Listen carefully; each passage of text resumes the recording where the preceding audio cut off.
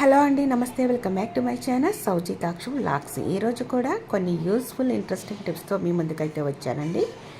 దయచేసి వీడియో కంటిన్యూగా చూడండి. మీకు నచ్చినట్లయితే లైక్ చేయండి, ఫ్రెండ్స్ అండ్ ఫ్యామిలీ మెంబర్స్కి షేర్ చేయండి.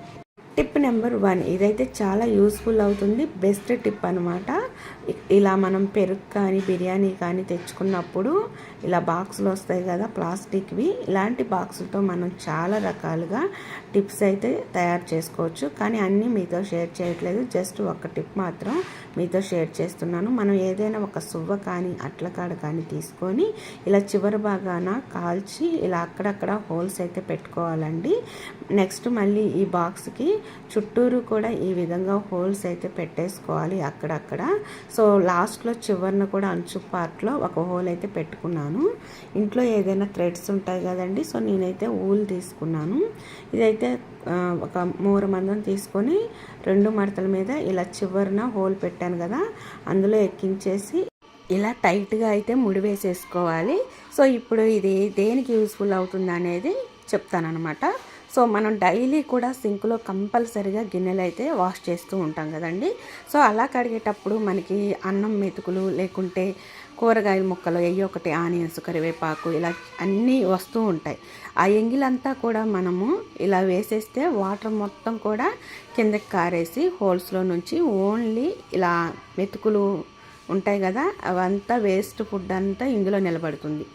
ఇప్పుడు మనం చేయి పెట్టకుండా డైరెక్ట్గా డస్ట్బిన్లో వేసేసుకొని మళ్ళీ కడిగి ఇది పెట్టుకోవచ్చు అనమాట. అయితే ఫస్ట్ నేను ఇక్కడ ట్యాప్కి తగిలిచ్చాను కదా, నాకు అంత కంఫర్టబుల్ అనిపించలేదు. తర్వాత ఇక్కడ మేక్ ఒకటి కొట్టి దానికి తగిలిచ్చాను అనమాట. సో ఇది ఇక్కడే ఉంటుంది. నాకు కూడా గిన్నెలు కడిగేటప్పుడు అస్సలు అడ్డం ఉండదు అనమాట, నీట్గా కూడా ఉంటుంది. టిప్ నెంబర్ 2, డైలీ కూడా మనం బయటకు వెళ్ళేటప్పుడు హ్యాండ్ బ్యాగ్ యూజ్ చేస్తూ ఉంటాం. ఇంటికి వచ్చిన తర్వాత హ్యాండ్ బ్యాగ్ని పక్కన పడేస్తూ ఉంటాం, కానీ అది ఎలా ఉందనేది అస్సలు పట్టించుకోనమాట. హ్యాండ్ బ్యాగ్ బయట ఎంత నీట్గా ఉందా లోపల మాత్రము బ్యాడ్ స్మెల్ వస్తూ ఉంటుంది. సో లోపల మనం అన్నీ పెట్టుకుంటూ ఉంటాం, మనకు కావాల్సిన థింగ్స్ అన్నీ కూడా. సో అవన్నీ కూడా ఆ స్మెల్ అబ్జర్వ్ చేసుకొని ఆ వస్తువులు కూడా స్మెల్ వచ్చే ఛాన్స్ ఉంటుంది. కాబట్టి మంచి స్మెల్ రావాలి ఎప్పుడు కూడా అంటే ఒక టిష్యూ పేపర్ అయితే తీసుకోండి. మన ఇంట్లో ఏదైనా సరే పర్ఫ్యూమ్ ఉన్నా కూడా ఆ పర్ఫ్యూమ్ని ఈ విధంగా స్ప్రే చేయండి. ఒకవేళ ఏ పర్ఫ్యూమ్ లేకపోయినా సరే ప్రతి ఇంట్లో కూడా కర్పూర బిళ్ళలు అయితే ఉంటాయండి, ఎందుకంటే పూజ చేస్తూ ఉంటారు కాబట్టి. ఆ కర్పూర బిళ్ళని ఒక 2 తీసుకొని పొడిలాగా చేసి మాస్కులో పాకెట్ లాగా చేసి అందులో వేసేసి కొంచెం ప్యాకెట్ లాగా తయారు చేసి మనం హ్యాండ్ బ్యాగ్లో పెట్టుకున్నట్లయితే మంచి స్మెల్ వస్తుంది. ఒకవేళ నాప్థలిన్ బాల్స్ ఉన్నా కూడా ఇదే ప్రాసెస్ చేయొచ్చండి. ఇప్పుడైతే టిష్యూ పేపర్ని 2 ముక్కలుగా ఈ విధంగా కట్ చేశానండి. ఆల్రెడీ ఫోల్డింగ్ చేసుకున్నాను, చూశారు కదా. ఇప్పుడు మనకి ఎన్ని అయితే ఉన్నాయో హ్యాండ్ బ్యాగ్లో షెల్ఫ్లు అన్నిట్లో పెట్టుకోవచ్చు అనమాట. మంచి స్మెల్ అయితే వస్తుంది. మనం ఎక్కడికి వెళ్ళినా కూడా ఒకవేళ ఇలా బ్యాగ్ జిప్ తీస్తే మంచి స్మెల్ అయితే వస్తుంది, బ్యాడ్ స్మెల్ అంతా కూడా పోతుంది అనమాట.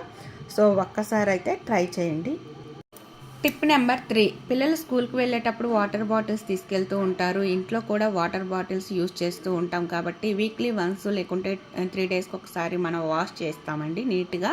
సో అలా వాష్ చేసేటప్పుడు ఈ విధంగా మనం కింద పెట్టేటప్పుడు జారి పడిపోతూ ఉంటాయండి, ఎలాంటి గ్రిప్ అనేది లేకపోవటం వల్ల. సో అలా పడిపోకుండా నీళ్ళన్నీ ఇలా ఒడిచేసేయాలి అంటే ఏదైనా ఇలా పెట్టుకోవచ్చు అనమాట. సో నేను ఇక్కడైతే పట్కర్ పెట్టాను అనమాట. సో ఇప్పుడైతే గ్రిప్ ఉంది కాబట్టి ఇలా మనం నిలబెట్టినప్పుడు స్టాండర్డ్గా ఆగుతాయి అన్నమాట, లోపల ఉన్న నీళ్ళన్నీ ఒడిచేస్తూ ఉంటాయి.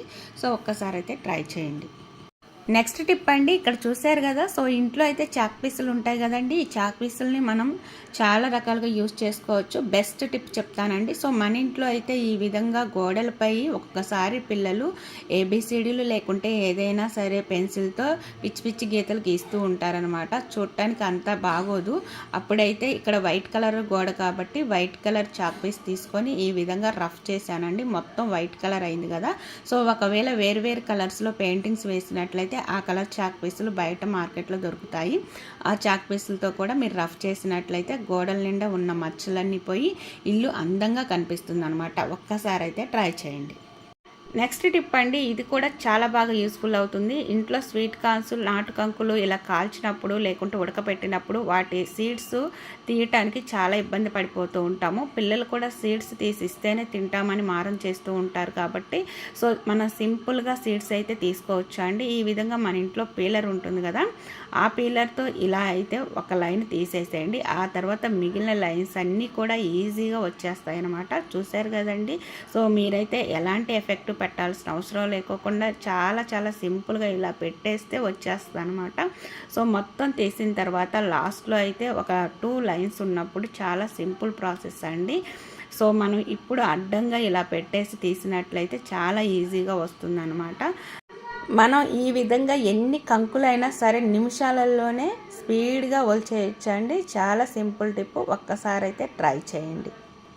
నెక్స్ట్ టిప్ అండి, ఇదైతే చాలా బాగా యూస్ఫుల్ అవుతుంది. ప్రతి ఒక్కరికి కూడా డైలీ మిక్సీతో మనకి చాలా పని ఉంటుందండి. ఏదో ఒకటి మిక్సీ పడుతూ ఉంటారు. అయితే ఈ మిక్సీ పట్టేటప్పుడు పైన మామూలుగా తుడుస్తూ ఉంటాం, కానీ పైన ఉన్న జిడ్డు మరకలు, లోపల ఏదైనా బ్లాక్నెస్ అంతా పేరుకుపోయి ఉంటుంది కదండి, అదంతా కూడా నీట్గా క్లీన్ చేయడానికి అంతగా అయితే పట్టించుకోకుండా వదిలేస్తూ ఉంటాము. అట్లీస్ట్ 15 డేస్కి ఒక్కసారి, నెలకొకసారి అయినా మిక్సీని నీట్గా క్లీన్ చేసుకోవాలి. అంటే ఇంట్లో ఈ విధంగా దోసపిండి ఏదైనా పులిసిపోయినది ఉందనుకోండి, సో ఇదైతే కొద్దిగా ఉందని చెప్పేసి నేను అలానే ఉంచేసానండి, పులిసిపోయిన పిండి. సో ఇది పడేద్దాము అని అనుకున్నాను, కానీ ఇక్కడ మిక్సీకి అయితే యూజ్ చేస్తున్నానండి. సో మనం మిక్సీపై ఈ దోసపిండి వేసినట్లయితే మనం పడే టెన్షన్ అంతా పోతుందండి. సో మిక్సీపై ఉన్న జిడ్డు మరకలు అన్నీ కూడా తొలగిపోతాయి అన్నమాట. సో ఏదైనా సరే పాత బ్రష్ తీసుకోండి, వాడండి. ఈ విధంగా అయితే ఈ పిండి వేసేసి మొత్తం కూడా రుద్దేసేయండి. ప్రతి మూల కూడా ఎక్కడైతే జిడ్డు ఉంటుందో అక్కడ ఇంకా బాగా మడ్డి పేరుకుపోయి ఉంటుంది కదండి. సో ఇక్కడైతే ఆన్ అండ్ ఆఫ్ స్విచ్చెస్ ఉన్నాయి కదా, అక్కడ కూడా బాగా పేరుకుపోయి ఉంటుంది అనమాట. సో మొత్తం కూడా ఈ బ్రష్ వేసి ప్రతి మూల కూడా రుద్దేసేయండి. సో ఈ విధంగా మొత్తం మిక్సీ అంతా కూడా నీట్గా రుద్దిన తర్వాత మీకైతే చూపిస్తాను. అసలు అంతకు ముందు ఉన్న డిఫరెంట్ ఇప్పుడు ఇలా క్లీన్ చేసిన తర్వాత ఎంత తేడా ఉందో మీరే గ్రహిస్తారు. సో ఇప్పుడైతే చూడండి, మీకు లోపల చూపిస్తున్నాను, బాగా బ్లాక్గా ఉందన్నమాట. సో ఇదంతా కూడా మడ్డి, ఇందులో కూడా కొద్దిగా దోసపిండి వేసేసి ఇలా బ్రష్ పోనిచ్చేసి బాగా రుద్దుతున్నాను. సో ఇదంతా బ్లాక్గా ఉండటం వల్ల ఇలా వైట్ కలర్లో ఉన్న దోసపిండి కూడా బ్లాక్గా మారిపోయిందనమాట. దోసపిండి గరుగ్గా ఉండటం వల్ల మనం ఇలా రుద్దేటప్పుడు స్క్రబ్బింగ్ లాగా బాగా పనిచేస్తుందండి.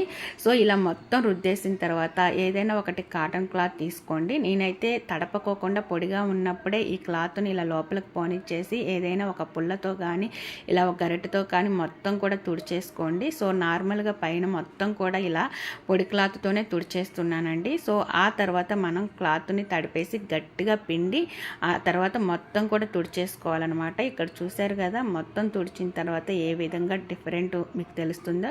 ఫస్ట్లో ఎలా ఉంది, ఇప్పుడు ఎలా ఉందండి, బాగా షైనింగ్ అయితే కనిపిస్తుంది కదా. సో ఈ విధంగా మనం వేస్ట్గా పడేసే వాటితో కూడా నీట్గా మనం అయితే ఇంట్లో ఎలక్ట్రానిక్ ఐటమ్స్ అయితే క్లీన్ చేసుకోవచ్చు అండి. వాటర్తో అయితే అస్సలు కడకండి, పాడైపోతాయి అన్నమాట. సో ఈ టిప్ బాగా మీకు నచ్చినట్లయితే లైక్ చేయండి ఫ్రెండ్స్, అండ్ ఫ్యామిలీ మెంబర్స్కి షేర్ చేయండి.